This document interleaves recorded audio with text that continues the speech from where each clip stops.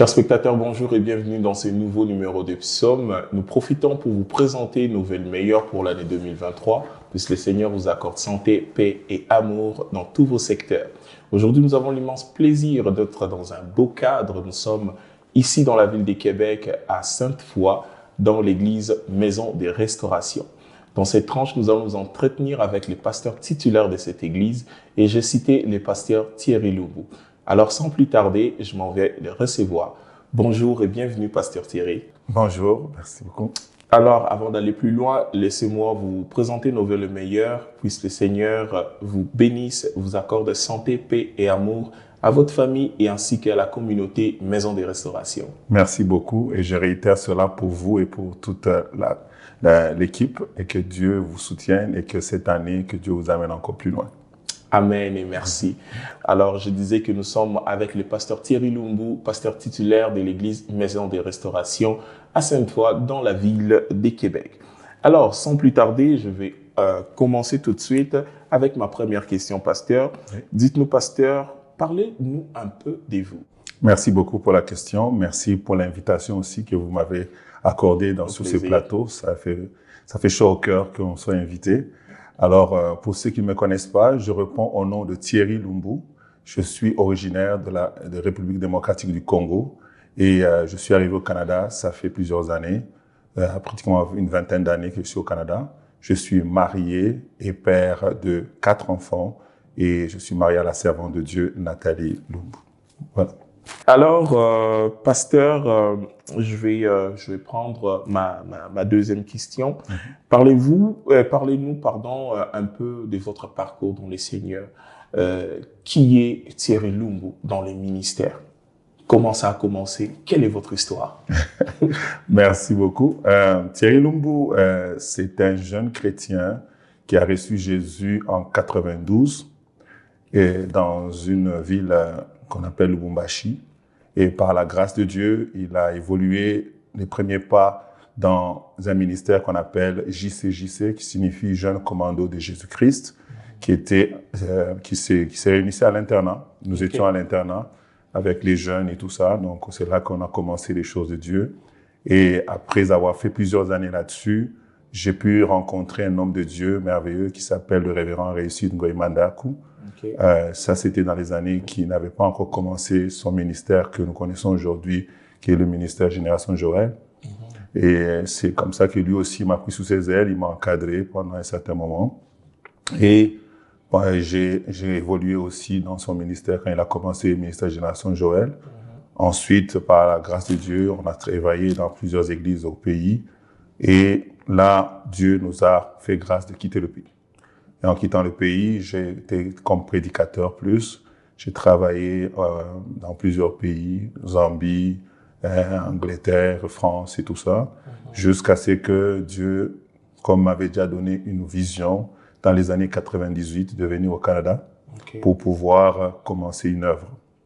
Et je suis arrivé au Canada en 2001. Et là, j'ai travaillé je savais qu'il fallait que je commence une église à Québec. Mais le Seigneur m'a dit, stationne à Montréal, jusqu'à ce que je te dise ce que tu vas faire. Et je venais visiter Québec, mais je ne pouvais pas rester parce que je n'avais pas le droit de commencer. Et je suis resté depuis 2001 jusqu'en 2017 sous la responsabilité ou je peux dire la bergerie du pasteur Richard Kabongo, qui est à Montréal, dans l'église Cité Jérusalem. Je travaille à ses côtés, attendant l'écho de Dieu. Et dès les premiers jours, je lui avais déjà dit que j'avais un ministère à commencer. Et il était d'avis que nous travaillions ensemble jusqu'à ce que le ciel me dirait de partir. Et à chaque année, j'attendais. Dieu me dirait l'année prochaine, attends toujours. Et j'ai attendu 17 ans. Après 17 ans, le Seigneur m'a dit que l'année prochaine, aussi, au milieu de l'année, tu dois partir. C'est comme ça que j'ai dit au pasteur, nous avons pris une année pour nous préparer, faire des remises et reprises et tout ça. Et là, le 1er juillet 2018, on m'a libéré, moi et mon épouse et mes enfants, à l'église. On a prié pour nous, on nous a fait une offrande. Et nous avons commencé la semaine qui suivait à Québec. Le 8 juillet 2018, on a commencé l'œuvre. Et nous sommes là où nous sommes, où vous nous avez trouvés. En tout cas, gloire au Seigneur. Quel beau parcours. Mais je suis curieux un peu de savoir, pasteur, vous avez reçu le Seigneur, vous étiez jeune, vous avez commencé, vous étiez avec un homme de Dieu qui a été à vos côtés. Oui. Mais dites-moi un peu, pasteur, comment ça a été, quelles ont été les difficultés, parce que on le sait très bien, recevoir le Seigneur en tant que jeune, il y a toujours des obstacles. Est-ce que ça a été facile pour vous? Est-ce que il n'y a pas eu un moment où vous avez douté, où vous avez eu envie de vivre votre vie comme un peu tous les jeunes, et vous avez tenu jusqu'à là, jusqu'à ce que vous avez connu l'Occident. Tu sais, on connaît un peu quand on part d'une certaine zone, puis que on arrive en Occident, par moment, il y a un mode de vie qui change, il y a une adaptation. Mais comment est-ce que vous avez réussi à vous en sortir et tenir à cet appel-là? Merci. En fait, je pourrais dire que tout, c'est la grâce de Dieu. Je ne peux pas dire que je suis plus fort que ceux-là qui n'ont pas tenu ou que je suis un extraterrestre. Non, je suis un humain ayant les mêmes émotions, les mêmes sentiments que tout le monde. Mais la première chose que je peux dire, c'est que j'ai aimé Dieu dès les premiers instants. Pourquoi? Parce que je vivais beaucoup de moments difficiles avant de connaître le Seigneur. Mes parents venaient de divorcer. Ça avait fait un choc et j'ai recherché une place où quelqu'un pouvait m'aimer. Et Dieu m'a rencontré là. Amen. Il était celui qui m'aimait, celui que je comprenais, je sentais qu'il pouvait être tout pour moi. Père, mère et tout ça, bien que mes parents étaient en vie, mais ils étaient comme absents. Et alors je me suis accroché à ce Dieu-là par amour. Non pas parce que j'avais besoin de X ou Y choses, mais juste j'avais besoin de quelqu'un qui m'aime. Et cet amour-là m'a fait que, quand bien même je pouvais être tenté, sollicité, quoi que ce soit, quand je pensais à cet amour-là, je ne pouvais pas. Parce que je l'aime, je dois continuer. Alors, merci pour vos réponses, pasteur. Je vais maintenant rentrer un peu dans notre sujet de discussion de ce soir. Notre thème de ce soir est le prophète, la prophétie et les prophètes. La prophétie et les prophètes. Aujourd'hui, on entend tellement parler. Aujourd'hui, presque tout le monde est prophète à gauche et à droite. Tout le monde prophétise. Et la communauté chrétienne se ramasse quasiment dans la tourmente. On ne sait plus distinguer c'est quoi une prophétie, quelle est la vraie de la fausse, et qui est-ce qui peut avoir la crédibilité d'un prophète. On aimerait un peu vous entendre autour de ces sujets-là en général. Qu'est-ce que vous pourrez nous dire à propos de ces thèmes-là? D'accord. Merci beaucoup. C'est vrai que le constat que vous venez de peindre est là. On le vit au quotidien. Mais j'aimerais juste dire aux enfants de Dieu, c'est que nous ne devons pas avoir peur de ce qui nous entoure, mais nous devons marcher d'après la parole de Dieu. Amen. Et quand on parle de la prophétie et du prophète, souvent, les gens, ils prennent dans la Bible juste 2 versets qui dit, dans les derniers jours, il y aura des temps difficiles, il y aura des faux docteurs, des faux pasteurs, et d'autres prennent l'autre, il y aura des faux prophètes et tout ça. Mais j'aimerais qu'on comprenne que, en parlant de l'eschatologie et des derniers temps, Dieu n'a pas donné seulement la seule promesse qu'il y aura des faux. La Bible dit, Joël 2, 28, Acte 2, 17, le Seigneur dit, dans les derniers jours, dit Dieu, je répandrai de mon esprit sur toute chair, vos fils et vos filles prophétiseront. Donc, la pensée des faux prophètes dans les derniers temps, c'est Dieu qui l'a dit. La pensée de plusieurs personnes qui prophétisent, c'est aussi Dieu qui l'a dit. Donc déjà là, un chrétien doit, en voyant ça, ne doit pas paniquer parce que son Dieu l'avait déjà averti. Maintenant, c'est comment naviguer là-dedans, c'est tout simplement ça qui reste. Parce que Dieu veut que dans les derniers jours, il dit, je répandrai de mon esprit sur toute chair, vos fils et vos filles prophétiseront. Là, il commence à pour dire que c'est une catégorie des jeunes, des enfants. Vos jeunes gens auront des visions, vos vieillards auront des songes. Et il continue. Oui, en ce jour-là, je répandrai de mon esprit, les serviteurs, et sur mes serviteurs, sur mes servantes, et ils prophétiseront. Quand vous lisez ce texte-là et que vous essayez de le comprendre, ça dégage un mot qui n'est pas dans le thème, mais que je vais mettre aujourd'hui. Ça s'appelle le prophétique. Ok. Le prophétique est différent de la prophétie. Le prophétique englobe tout ce qui est dans Joël 2, 28. Ça englobe les visions, les songes et les prophéties eux-mêmes. C'est ça qu'on appelle le prophétique. En d'autres termes, ça parle de Dieu qui adresse un message à son peuple, de Dieu qui dit quelque chose à son Église. Et quand nous regardons Joël 2, 28, j'aimerais vraiment que les gens lisent ça. Et j'ai donné 2 textes parce que Dieu répète ce même texte dans Acte 2, 17 pour dire que nous sommes encore dans la nouvelle alliance parce qu'il y a des adeptes de l'ancienne alliance seulement. Alors, en lisant ce texte, nous voyons que Dieu dit que ça va impacter, son esprit va impacter son Église ou son peuple dans d'abord de toutes les catégories de personnes. Les enfants, les vieux, âges confondus. Première chose. Deuxièmement, Dieu s'attend à ce que, même peu importe le sexe, ça soit aussi présent. Alors, déjà ça nous dit que la présence du faux ne doit pas tuer le vrai. Plusieurs chrétiens, parce qu'il y a le faux, ils veulent tuer le vrai. Non, nous ne devons pas tuer le vrai parce que Dieu lui-même a dit il y aura ces 2 choses. Et là, ça me ramène à la parabole de Matthieu 13 qui dit « Laissez croître le blé et l'ivraie. » Parce que le maître, il a mis le blé, mais le méchant est venu mettre l'ivraie. On lui a posé la question au maître, est-ce qu'on arrache? Il dit non, non, non. Laissez-les croître ensemble, à la fin on verra lequel. Le faux et le vrai, Dieu lui savait ça, c'est pourquoi il nous a annoncé ces choses. Maintenant, on ne doit pas passer notre temps à nous battre pour arracher le faux, parce qu'on risque de pouvoir tuer le vrai. Donc, on va lire 1 Corinthiens chapitre 12. On lira juste 2 versets pour parler de la prophétie et du prophète. On va dans 1 Corinthiens 12, verset 10. La Bible dit, à un autre, un don d'opérer des miracles, à un autre, la prophétie. Donc ici, on commence par nous expliquer que la prophétie peut être d'abord, c'est un don spirituel. La prophétie, c'est un don spirituel. On la met dans la liste des dons spirituels.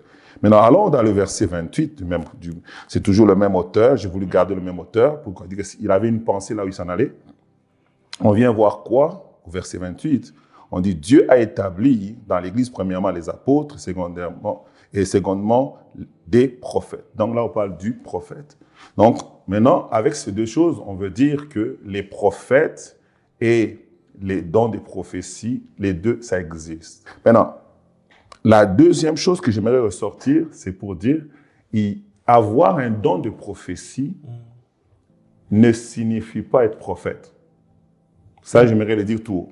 Avoir le don de prophétie ne signifie pas être prophète. Voir des visions ne signifie pas être prophète. Ça, c'est dans le prophétique que j'ai dit au début. Ok. Maintenant, quelqu'un peut avoir un don de prophétie, n'importe qui peut avoir un don de prophétie. Et pourquoi Dieu a donné le don de prophétie? C'est parce que Dieu veut parler à son peuple. Il veut communiquer avec son peuple. Et il communique par plusieurs façons. Job 33, 14 à 18 nous dit, Dieu parle tantôt d'une manière, tantôt d'une autre. Certains par des songes, des visions nocturnes, tout ça dans le but de donner des avertissements. Donc, la prophétie est une des manières que Dieu utilise pour nous parler. Maintenant, le prophète, c'est un ministre de l'Évangile. Il fait partie des 5 ministères. C'est celui qu'on appelle un prophète. Je vais expliquer en quelques minutes, on n'a pas le temps de tout finir, mais je vais juste sortir quelques caractéristiques d'un bon prophète, et puis après, on va revenir aux questions. Alors, donc, si nous voulons parler des caractéristiques d'un prophète, la première chose, un prophète, c'est un appelé de Dieu parmi les 5 ministères. Donc, si quelqu'un n'a pas reçu un appel de Dieu, il n'est pas prophète. Ça commence par là. C'est comme un pasteur, c'est comme un docteur, un évangéliste, tout ça. Ces gens-là sont appelés parmi les peuples de Dieu. On peut tous prêcher, mais on n'est pas pasteur. Parce que c'est un pasteur, c'est un prédicateur appelé pour un ministère mis à part. On peut tous aller faire l'évangélisation, mais on n'est pas évangéliste. Parce qu'un évangéliste, c'est un appelé mis à part. Donc la première caractéristique qu'il faut vraiment savoir, as-tu reçu l'appel de Dieu pour te faire appeler prophète? Ne mets même pas sur ton post Instagram que tu es prophète. N'écris même pas ça partout, tu n'es pas prophète. Un prophète, il a d'abord l'appel du Seigneur. Et quand on parle de l'appel, ça dit que tu as un message. Comme moi, je suis pasteur appelé à la restauration. J'ai un message. Nous sommes tous des pasteurs, mais j'ai un message. Dieu a dit, va et dis à mon peuple que la restauration est encore possible. Ça, c'est mon message. Toi, c'est le tien, c'est lequel? La première chose. La deuxième chose qu'on reconnaît un prophète, c'est qu'il ne fonctionne pas seulement avec le don de prophétie. Un prophète doit fonctionner avec au minimum, au-delà du don de prophétie, 2 dons qui sont parmi les 3 dons que je vais citer. Okay. C'est le don de sagesse, parole de connaissance et discernement des esprits. Un prophète navigue avec le don de prophétie, mais avec au minimum les 2 autres. Si toi, tu ne fais que prophétiser et que tu n'as jamais navigué dans les 3 ans, tu n'es pas prophète. Tu as juste un don de prophétie. Okay? Et la dernière chose, non la moindre, c'est que comment tu reçois les visitations ou les visions. Un prophète reçoit les visions et plus il grandit, il y a 3 types de visions. Première vision qu'on appelle la vision spirituelle. C'est une vision où tu la reçois dans ton esprit. Je ne vois pas un gobelet, mais je sais que j'ai vu un gobelet. C'est mon esprit qui l'a reçu. Deuxième dimension, ça c'est la dimension la plus faible d'un prophète. La deuxième dimension, c'est l'extase. Donc la dimension, par exemple, la première dimension, on peut prendre Paul quand il était sur le chemin de comment on appelle? Sur le chemin de Damas, quand il est tombé, il a vu quelque chose, les autres ne voyaient rien. C'est son esprit qui a saisi la chose. La deuxième dimension, c'est l'extase. Paul lui-même le dit qu'il fut tombé en extase. L'apôtre Pierre, quand il est monté dans Acte 10, en train il voulait attendre que le repas soit prêt, il est tombé en extase, il a vu une nappe qui est descendue. Ça, c'est une autre dimension de vision quand on tombe en extase. Et la troisième dimension, c'est la vision qu'on appelle vision ouverte. C'est ça le mot. Vision ouverte, c'est la vision où les 5 sens sont actifs, mais je vois. C'est-à-dire, je te parle comme ça, mais je vois. Je n'ai pas besoin d'être en train de prier, fermer les yeux. Je n'ai pas besoin de dormir. Je n'ai pas besoin de tomber en extase, comme dans un état d'inconscience. Non, non. Je marche, je vois. Je vis, comme ça, je vois. Ça, c'est ça un prophète. Un prophète navigue dans ça et il grandit dans ça. Donc, si tu n'as pas ces choses, donc d'abord, commence à vérifier si tu es vraiment prophète. Et la dernière chose que je peux dire maintenant, c'est la confirmation de ton ministère par tes pairs. Quand j'appelle tes pairs, il y a les pairs dans la foi, mais aussi les personnes qui sont autour de toi doivent confirmer. La Bible dit que Paul a rencontré le Seigneur dans Acte 9, c'est dans Acte 13 qu'on a dit « Mettez-moi à part Paul et Barnabas pour l'œuvre à laquelle je les ai appelés ». Donc il faut y ait toujours une confirmation. Tu ne peux pas juste, même si tu sais, tu as toutes les évidences, écrire dans un agenda, tout ce que je viens de dire en avant, tu les as, ok, attends. Jusqu'à ce que, moi je savais que j'étais pasteur depuis des années. J'ai fonctionné comme pasteur, mais ce n'est qu'en 2012 que les hommes de Dieu ont reconnu que j'ai le ministère pastoral. Quand j'ai quitté mon pays, je savais que j'étais pasteur, parce que Dieu m'a dit, va commencer une église. Mais je n'ai pas pris un pasteur à côté pour dire, viens me prier pour moi. Je suis resté attendant que Dieu convainc quelqu'un de croire que j'ai un ministère pastoral. Amen, amen, amen. En tout cas, merci pour ces résumés vraiment très, très, très profonds.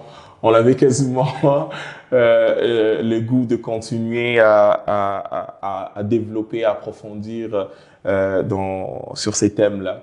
Alors, chers spectateurs, vous qui nous rejoignez, je vous rappelle qu'aujourd'hui, dans ces premiers numéros de Psaume 2023, nous recevons l'homme de Dieu, le pasteur Thierry Lumbu, pasteur titulaire de l'église Maison de Restauration à Sainte-Foy dans la ville de Québec.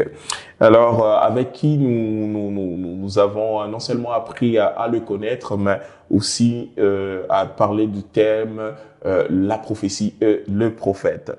Alors, merci pasteur pour toutes ces lumières autour de ces thèmes-là. Mais je voudrais savoir un peu, vous avez parlé de beaucoup de choses. Il y a une question qui me revenait, mais vous avez bien parlé de, vous allez reconnaître, vous allez commencer à avoir des visions, puis vous allez commencer à naviguer et d'autres choses. Mais comment, comment à soi-même se confirmer d'un appel, d'un don, de c'est quelque chose? Parce que très souvent, nous luttons contre nous-mêmes. On a des dons, on a des visions, puis on sent une direction, mais on ne sait pas distinguer, on ne sait même pas se confirmer à soi-même d'une orientation. Comment déterminer toutes ces choses-là? Euh, Si vous demandez à tous ceux qui ont été appelés au ministère, ils n'ont jamais cherché. OK. Les gens sérieux dans le ministère, ils ne cherchent pas le ministère. Ils servent Dieu. Et Dieu vient confirmer le ministère. Ce que je peux dire, tu vois une vision, c'est normal. Dis à ton pasteur ou partage avec les frères, t'arrêtes là. OK. Tu n'as pas besoin de commencer à chercher, est-ce que parce que j'ai vu une vision, je suis prophète? Non. C'est comme je peux être un prédicateur, je sens que quand je prêche, les gens sont bénis. C'est fini. Pas besoin de commencer à chercher à voir. Je pense qu'il faut commencer à m'appeler pasteur désormais. Non. Donc, je fais ma vie chrétienne. Je vis ma vie chrétienne. Et c'est pendant que je fais. Et lis Acte 13, tu vas voir. On dit, pendant qu'il servait le Seigneur dans les jeûnes et la prière, le Saint-Esprit dit. Donc, l'apôtre Paul, il fait ce qu'il a à faire. Mais si je vous arrête Oui, sur ce point-là, est-ce que ça veut dire que il est nécessaire d'être dans la maison de Dieu, dans l'église, être un chrétien pour devenir prophète, ou on peut devenir prophète à l'incognito comme ça? Parce que vous êtes en train d'évoquer Paul. Paul a rencontré le Seigneur sur le chemin des Damas, mais en étant persécuteur, puis boum, il rencontre Christ qui lui donne un message pour son futur. Donc, c'est-à-dire, est-ce qu'on peut on doit nécessairement être chrétien, comme prier, ou Dieu peut nous ramasser dans n'importe quel... La prophétie, j'aime bien le mot, le prophétique, tout ça passe par l'inspiration du Saint-Esprit. Okay. Or, il faut être en communion avec le Saint-Esprit pour recevoir. C'est pour cela que nous disons qu'une personne doit avoir né de nouveau. Parce que quand on est de nouveau, le Saint-Esprit vient en nous. Et quand il vient en nous, ça nous permet la communication avec le Père. Donc, il faut être d'abord chrétien pour commencer. Okay. Maintenant, est-ce qu'il faut être dans une église? L'église a sa place parce qu'on a besoin d'être encadré. On a besoin de savoir si ce que je vis ou je vois ou j'entends, je vais rester dans le prophétique. Il y a plusieurs questions qu'on peut poser à l'église. Samuel avait l'appel, mais quand il a écouté la première fois, il pensait que c'était un homme. Mais ce qui l'a aidé à savoir s'orienter, c'était Élie le sacrificateur.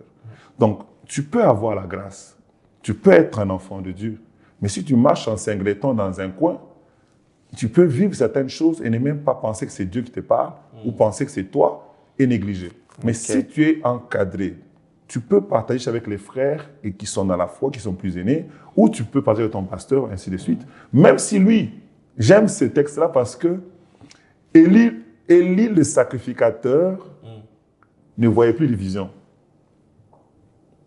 Mais Dieu l'a utilisé comme mentor à Samuel qui voyait les visions. J'aimerais dire à quelqu'un, ne néglige pas ton pasteur parce qu'il ne voit pas de vision. Il peut t'encadrer, même s'il n'a pas de vision. Amen, amen. Gloire au Seigneur. Vous avez cité un texte tout à l'heure qui dit que dans les derniers jours, je répandrai de mon esprit sur toute chair. Est-ce que quand le Seigneur dit toute chair, est-ce qu'il fait une distinction entre une chair païenne ou une chair chrétienne, ou c'est quel type de chair? Quand Dieu dit je répandrai mon esprit toute chair sur tout le monde, mais seulement quand le Saint-Esprit vient sur la personne, il commence par le salut. La Bible dit, c'est lui qui me convainc de la justice, du péché et du jugement.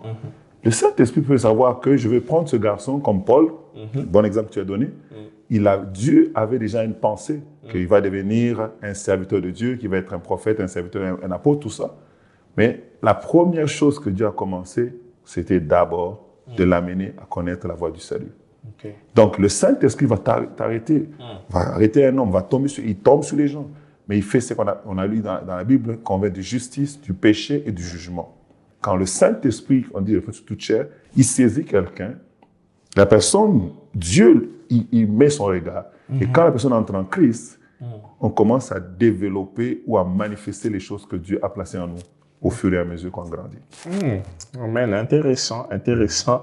J'ai peut-être encore une question dans ces contextes-là. Je voudrais savoir, est-ce que la prophétie ou le prophète a ses limites? Qu'est-ce que je veux dire par là? Tu es prophète un jour, tu prophétises, puis un jour, à cause de quelque chose ou même de la volonté de Dieu, tu arrêtes d'être prophète. Il n'y a plus rien qui se passe dans ta vie. Il y a un robinet qui se ferme ou carrément, tu es quasiment comme destitué spirituellement.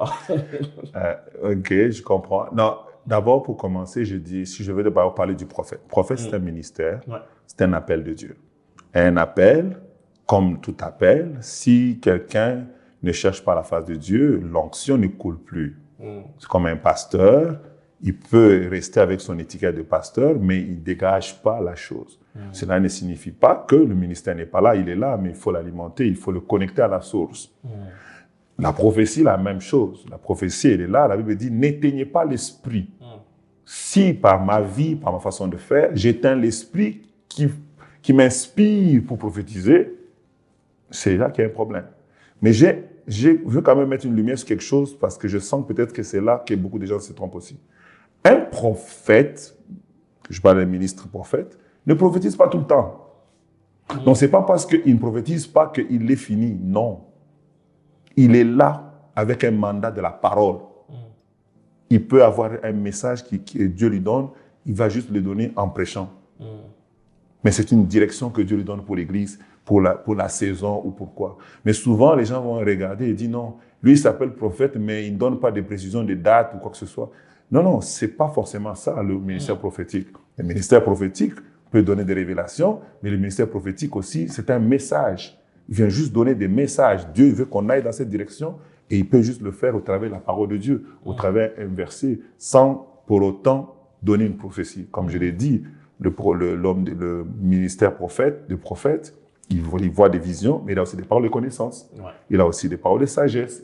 Il a aussi des paroles, il a aussi le discernement des esprits. Il peut voir qu'il y a un problème, un esprit de Jézabel qui se promène ces derniers temps dans l'église et il vient parler à l'église avec un message biblique pour redresser certaines choses. Donc ce n'est pas nécessairement, il faut que, parce qu'on a écrit étiquette prophète, s'il ne prophétise pas, donc non, il est fini. Non, c'est pas ça. Okay. Et j'aimerais dire que la spiritualité ne se mesure pas par les dons spirituels. Je répète encore, la spiritualité ne se mesure pas par les dons spirituels. Parce que les gens pensent, lui c'est un bon pasteur de faille parce qu'il prophétise. L'autre, il n'est rien parce qu'il ne prophétise pas. C'est pas ça. Ça, c'est un autre chapitre. Alors, pasteur, juste peut-être pour fermer un peu ces chapitres-là, il y avait une question qui me venait à l'esprit là. C'est beaucoup plus une question d'actualité.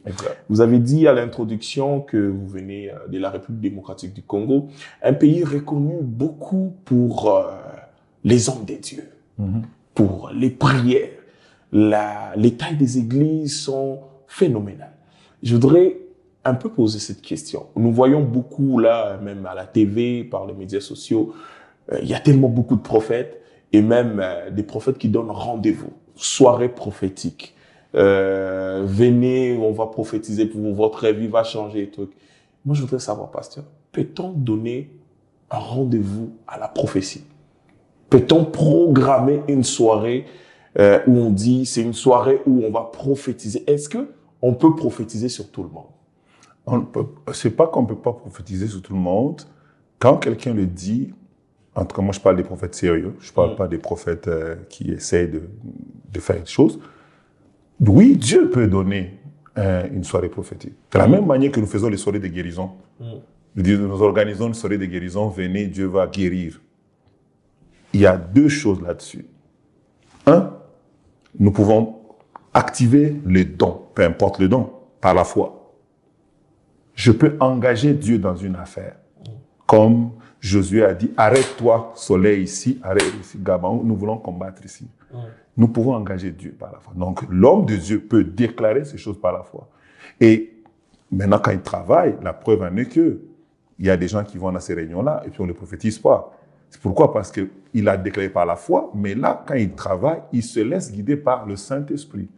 Qu'est-ce que le Saint-Esprit va dire? C'est qu'il va dire, il ne va pas, parce qu'il a déclaré ça, commencer à créer des prophéties. Non, quand il arrive là, il se dispose et parce qu'il a fait ça par la foi, Dieu honore sa foi. La même chose avec la guérison, la même chose avec n'importe quelle chose que nous faisons. Nous pouvons connecter Dieu à quelque chose. Okay? La Bible dit quoi? Tout ce que vous lierez sur la terre sera lié au ciel. C'est-à-dire, ça commence d'où? De la terre.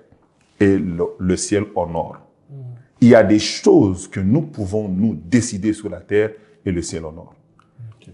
Acte 15, ils ont dit, le Saint-Esprit et nous avons décidé que les gens ne vont pas viennent sacrifier aux idoles et tout ça. Lisons ce texte-là bien, vous n'entendez pas qu'il y avait Reba Chanda. Il faut faire ça. Non.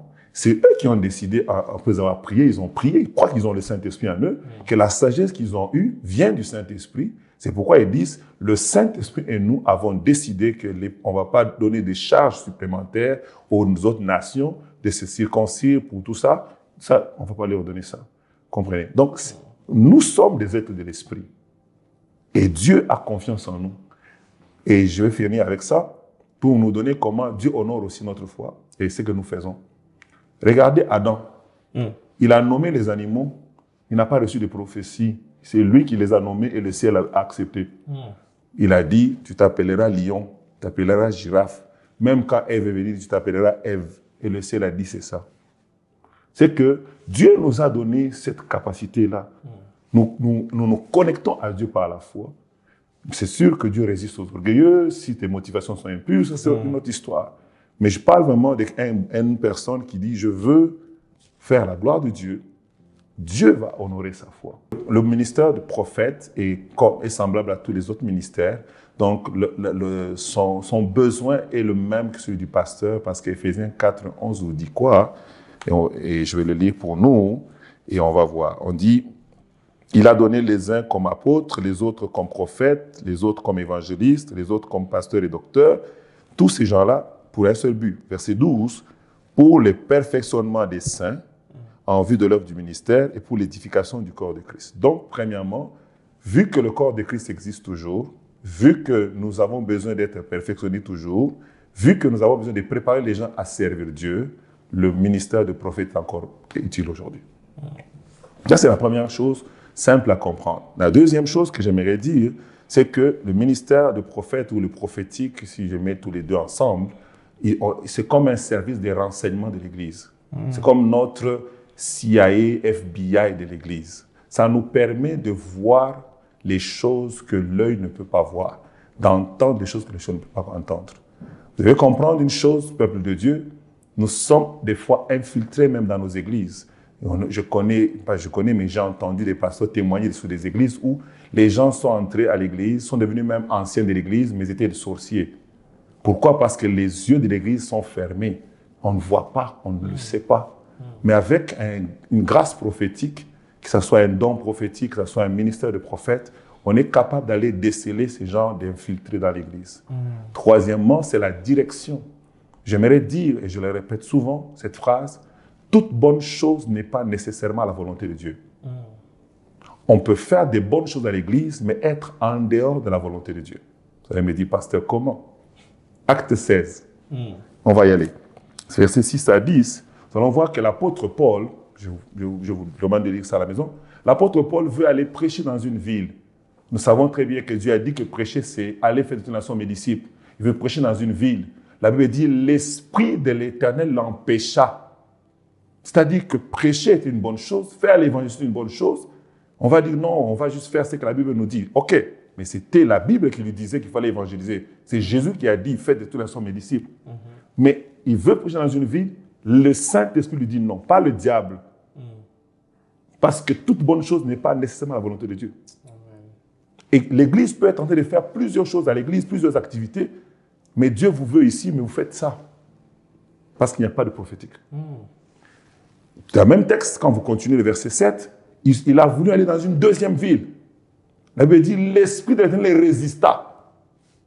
Oh, Mais si c'était nous ici, on va aller chasser l'esprit des sorciers qui combattent l'œuvre de Dieu. Mais non, c'était le Saint-Esprit, l'Esprit de Jésus qui a dit non. Et pourquoi? Parce que l'agenda de Dieu était à Macédoine. La Bible dit quand Paul a endormi, ça c'est la 3e fois maintenant, après avoir été résisté 2 fois, 3e fois, le Saint-Esprit, par un songe, montre un Macédonien qui vient lui dire « Viens nous secourir ». Et quand ils se mettent debout, ils comprennent que Dieu les veut là-bas. Vous voyez que ce n'était pas un péché. On peut être à l'église faisant des bonnes choses, mais en dehors de la volonté de Dieu. C'est pourquoi c'est très important qu'on ait des prophétiques à l'église. Que ce soit les dons de prophétie, que ce soit quoi, ou un prophète, on en a besoin pour nous aider à savoir quelle est la volonté de Dieu ponctuelle de Dieu aujourd'hui. La dernière chose que j'aimerais ajouter, c'est que on a besoin de consulter par moment le Seigneur aussi. De savoir, la Bible dit, un peuple ne consultera-t-il pas son Dieu? De savoir qu'est-ce que Dieu veut pour nous. Qu'est-ce que Dieu recherche pour nous? On fait quoi? On est des fois dans une impasse. On fait quoi? Mais si on consulte Dieu, on prie le Seigneur et qu'il y a des gens qui ont la capacité d'aller dans le conseil secret de Dieu pour saisir la pensée de Dieu, on va avoir la pensée de Dieu. Donc aujourd'hui, l'Église a besoin du prophétique. L'Église a besoin des prophètes, et pas parce qu'il y a beaucoup de prophètes que je l'ai dit, mais parce que c'est scripturaire, c'est dans la Bible. Nous n'avons pas, il n'y a aucun verset qui nous demande d'effacer ça. Pendant que je préparais l'émission, j'ai pensé au verset qui dit « Les prophéties cesseront, les langues cesseront ». Je dis « Ok ». Mais c'est un verset qu'on sort de son contexte. Parce que si c'est comme ça, il faut qu'on ne parle plus en langue aussi. Donc si c'est comme ça, il faut que... Ce texte-là veut parler de la fin des temps. Quand tout sera fini, c'est qu'on dit qu'est-ce qui va rester? On dit la foi, l'espérance, ce qui va rester et l'amour. Mais cela ne signifie pas qu'aujourd'hui, on ne doit plus prophétiser. L'Église a besoin de ça. On a besoin de lumière. On a besoin de savoir où on s'en va. Des fois, nos cultes sont plates parce qu'on fait des programmes réguliers, mais qui ne sont pas des programmes qui rencontrent le besoin du peuple de Dieu. Les gens viennent à l'église, ils ont peut-être besoin qu'on entende un problème de leur couple. Toi, tu prêches sur, je ne sais pas, le retour de Jésus. Ils ne sont pas bénis parce que tu ne viens pas rencontrer leurs problèmes. Mais quand on navigue dans le prophétique, on peut savoir exactement qu'est-ce qu'il faut dire, quand il faut le dire. Et quand on dit ça, ça vient bénir les gens. Les gens disent, oh, quand il parlait, mon cœur était vivement touché. Amen. Que Dieu vous bénisse. Amen, amen, amen. Je retiens une chose, l'Église a besoin du prophète et de la prophétie. Que Dieu vous bénisse, pasteur, c'était vraiment un moment riche et bénissant. Merci vraiment pour toutes ces lumières apportées. Ça nous a beaucoup bénis et j'espère que ça vous bénira aussi. Alors, pasteur, nous sommes à la fin de notre émission aujourd'hui. Et vous avez parlé de vous au début, puis vous nous avez parlé que vous êtes maintenant auteur, puis nous avons vu que vous avez un livre qui a été publié depuis un moment, le livre Comblé. Un petit mot sur Comblé et sur ses talents d'écrivain. Que Dieu soit béni. Oui, le Seigneur m'a aussi fait grâce d'être écrivain. Donc, en 2020, le Seigneur m'a vraiment poussé à sortir des livres parce qu'il dit les générations passent, mais les livres restent. Ça peut atteindre des gens et atteindre là où les personnes, là où moi je peux pas aller, mon livre peut aller. Et le livre Comblé vient de la famille Comblé parce qu'il y a un désastre sur les familles et il y a beaucoup de mœurs, il y a beaucoup de problèmes. Les gens ne croient plus à une famille idéale selon la Bible. Alors, au travers de ce livre, je ne suis pas en train de me déclarer comme un expert d'une famille, mais je me déclare comme un porte-parole de Dieu disant que c'est possible de vivre une famille comblée sur la terre avec Jésus. Et au travers de ce livre, il y a les expériences personnelles, les défis, les échecs, les pleurs de mes parents, de moi, parce que je viens d'une famille divorcée, comme je vous ai dit, et aussi que moi, au début, c'est que ça a eu comme impact sur moi et comment Dieu m'a aidé à surmonter cela. Et aujourd'hui, nous sommes en train d'aller avec ma femme jusqu'aujourd'hui. Donc, c'est pour dire qu'il y a un peu de témoignages, mais aussi beaucoup d'enseignements. C'est un matériel qui est vraiment très bénissant et plusieurs personnes même l'utilisent dans le centre de formation. En tout cas, comment est-ce que si on voudrait s'en procurer, les livres disponibles, est-ce que c'est ici ou on peut le trouver où? Il est disponible, oui, ici à l'Église Maison de la Restauration, mais aussi sur Amazon. Sur Amazon, il y a 2 formats, électronique et papier. Vous pouvez aussi aller au CLSC à Gouin de Montréal. Il y a aussi des librairies en Europe qui le vendent aussi. Okay. Donc, un peu partout, on peut le trouver. Ah, ok, parfait. Donc, voici les livres complets. Donc, je vous invite à vous en procurer. Un livre super bénissant. Moi et ma femme avons eu l'occasion de le lire. Vraiment, je vous en dis pas plus. Allez acheter, vous en procurer et vous serez certainement bénis. Pasteur, merci une fois de plus. Merci de nous avoir accueillis dans ces beaux cadres et merci de vous être rendu disponible pour cette tranche de psaumes. Que les Seigneurs vous bénissent. Alors, chers spectateurs, c'était votre frère et bien-aimé Arsène Moutadila pour la tranche psaume, le premier numéro de 2023. Alors, nous étions aujourd'hui avec le pasteur Thierry Lumbu, pasteur titulaire de l'église Maison de Restauration à Sainte-Foy dans la ville de Québec. Alors, ceci met un terme à cette tranche d'aujourd'hui. D'ici là, portez-vous bien et que le Seigneur vous bénisse. Ciao. Yes, Lord. Est-ce que tu peux pousser le cri de joie? Des cris de victoire en ce lieu.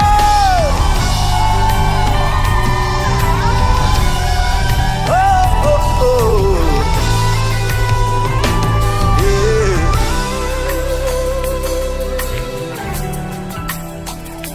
Je n'oublie